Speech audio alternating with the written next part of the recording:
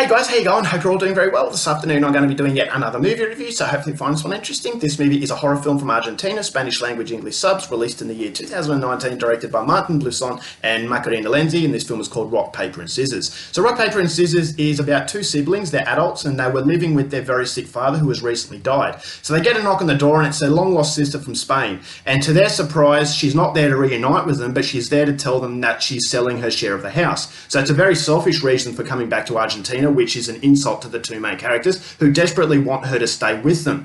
But she says that she's got a hotel and that she doesn't really have time, and so they're very disappointed by this, but they're going to get their wish of her staying with them because she falls down a flight of stairs that results in a lot of broken bones, and so she's bedridden. Instead of calling a doctor, they say that they're going to look after her themselves. So there's a desperate situation because this sister wants to get out of here because she realizes something is wrong when a family secret comes out into the open. So what that secret is, something you're going to have to find out for yourself, because that's as far as I'm going with my synopsis.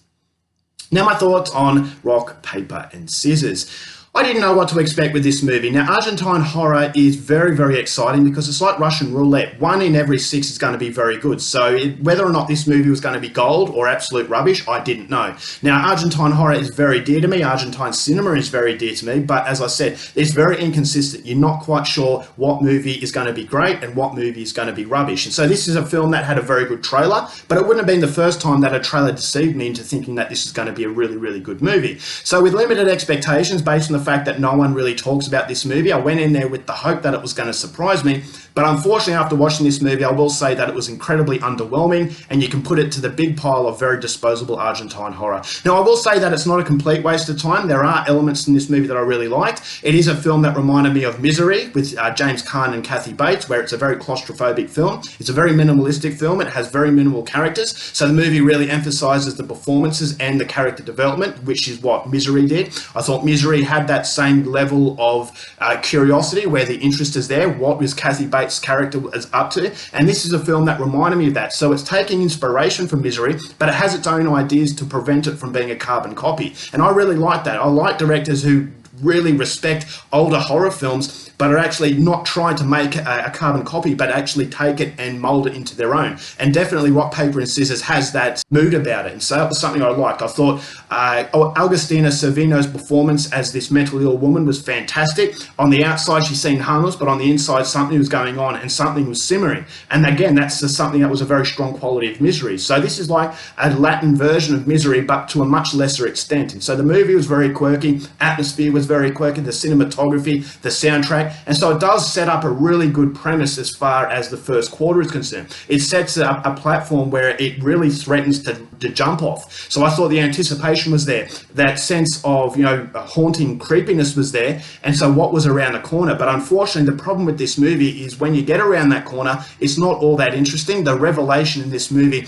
I felt as though it was very underwhelming. The movie doesn't really get out of first gear, and that's ultimately the problem. It goes for 80 minutes, but it outstays its welcome. So the movie doesn't really have an identity. It doesn't know whether or not it wants to be a horror film, a drama, or a psychological thriller.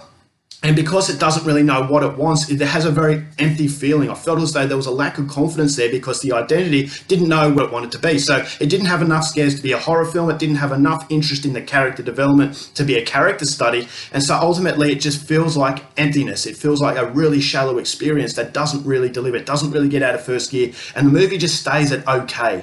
And so unfortunately that's the case with a lot of Argentine horror films. I thought the trailer promises a lot that the movie didn't really deliver on. I thought Augustina Servino's performance as the mentally ill character I thought was fantastic. There were moments where on the outside she seemed very delicate and very innocent, but on the inside there were moments where she had these outbursts that really freaked you out, which is very similar to Kathy Bates. But everything about this movie feels as though it's inferior to the really high quality horror films, because this is a film that just going through the motions, it just gets meandering along, and because it doesn't really have that sense of identity, it just fails to deliver on anything that is terribly rewarding, and unfortunately just becomes really, really disposable. And so it is a quirky movie. It is a very interesting movie, but unfortunately it just doesn't really capitalize upon that interest, and you don't feel that rewarding experience that a lot of other Argentine horror films have managed to achieve. So overall, for Rock, Paper and Scissors, going to give this one 2.5 stars. Atmospherically it's worth it, but unfortunately there's just no real cap off to all of that curiosity.